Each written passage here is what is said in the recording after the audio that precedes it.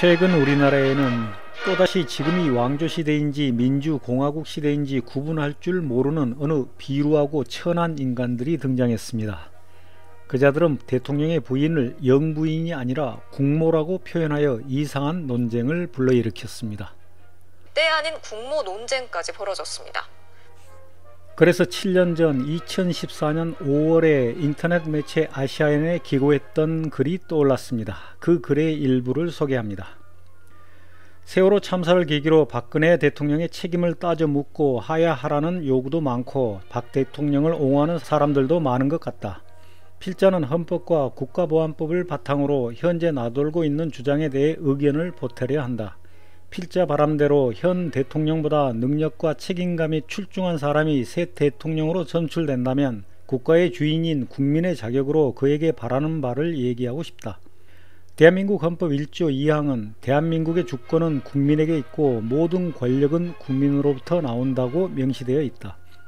대한민국 주인은 국민이라는 뜻이고 대통령은 국민이 위임해준 권력을 행사하는 임시직 관리인이므로 주인 중에서 일부는 불만족스럽다며 임시직 관리인을 해고하자고 주장할 수 있고 주인 중에서 또 다른 일부는 반대의 입장을 표명하는 것 모두 주인된 자격으로 당연한 권리이다. 악법도 법이다 라는 법치주의 사상에 투철한 사람들이 진정한 보수주의자다. 그런데 한국에는 가짜 보수주의자들이 설치며 이승만 전 대통령을 국부로 떠받들고 있다.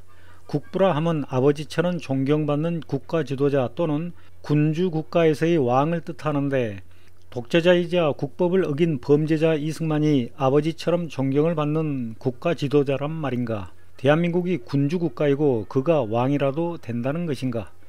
나는 헌법을 유린한 이승만, 박정희 및 전두환을 추앙하는 사람들은 모두 가짜 보수주의자들이라고 부른다. 가짜 보수주의자들이 쇠뇌당한 군사부 일체가 있다. 아버지와 자식 간의 관계가 영원히 불변하는 하늘이 맺어준 천륜이듯이 스승과 제자 및 왕과 백성의 관계도 천륜이라고 믿고 있는 사람들이 독재자 이승만을 군주처럼 추앙하여 국부라 떠받들고 있는 것이리라. 독재자 박정희를 반신반인으로 추앙하는 가짜 보수주의자들도 있다. 대한민국 헌법은 독재를 허용하지 않는 민주공화국이므로 민주의 이념을 거부하고 독재를 찬양하는 가짜 보수주의자들은 헌법을 부정하는 사람들이며 대한민국의 정체성을 부정하는 반역자이므로 국가보안법을 위반한 것이다. 대한민국의 정체성이 민주주의와 공화국 이념이라는 것을 제대로 교육받은 사람들은 대통령과 국민의 관계가 천륜이 아니며 언제 누구라도 국민 중에서 대통령으로 선택받아 바뀌는 일시적 관계임을 알고 있다. 그래서 민주공화국의 이념에 투철한 대통령은 최종 인사권자가 국민임을 명심해야 하며 국가의 주인인 국민을 두려워하고 국민은 자신이 뽑은 대통령과 정부가 국민과의 약속을 제대로 지키는지 국가의 안전과 국민의 생명을 지켜야 하는 책임과 의무를 제대로 하고 있는지 항상 감시하고 견제해야 한다.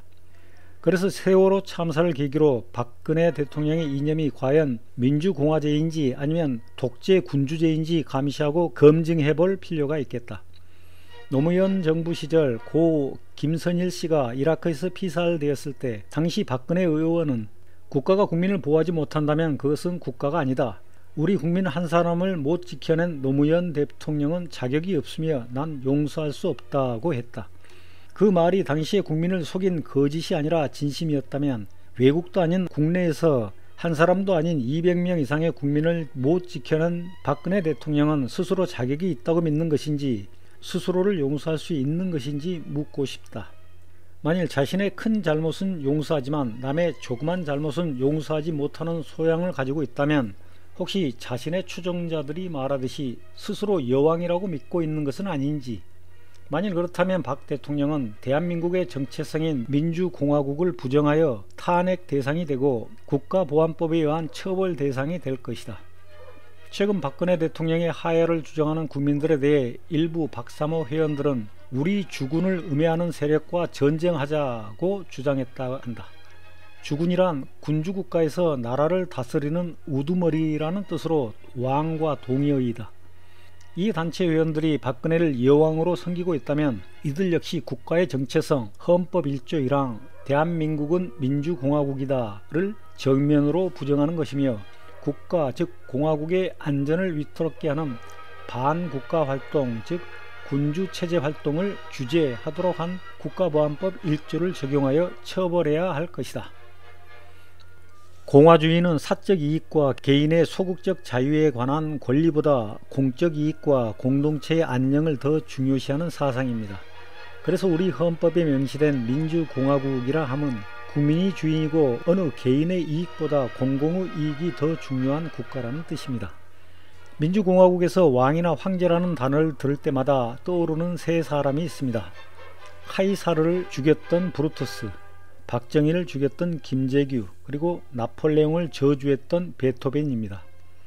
셰익스피어는 왕이 되려는 꿈을 꾸고 있는 시저를 죽인 브루투스가 이렇게 말했다고 했습니다. 군중이 시저를 왕으로 삼을까 두렵군. 시저의 날개에 자라는 깃털들을 뽑아버리면 그리 높이는 날지 못하겠지만 그렇지 않으면 사람의 시야보다 높아져서 우리 모두를 노예처럼 굽신거리게 할 거요.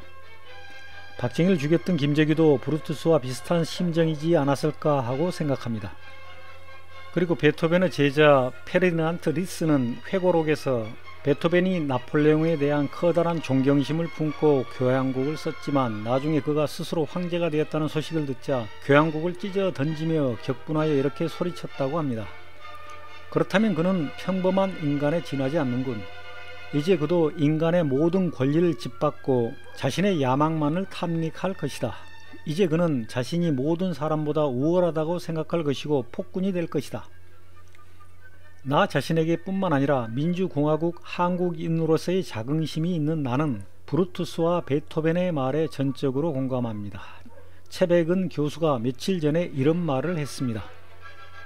자긍심이 높아지는 것을 굉장히 두려워하는 사람들, 남한테 군림하고 지배하길 좋아하는 사람들, 이런 사람들은 국민들이 자긍심이 생기는 것을 싫어하죠. 국민들이 자각을 하기 시작하는 거니까요.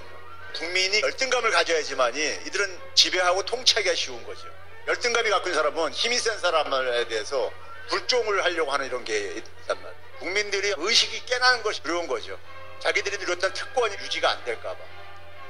그래서 정부에서든 회사에서든 어떤 조직에서든 왕이 되려고 꿈꾸는 자들과 그런 자들을 왕처럼 떠받드는 노예 같은 인간들을 나는 몹시 혐오합니다.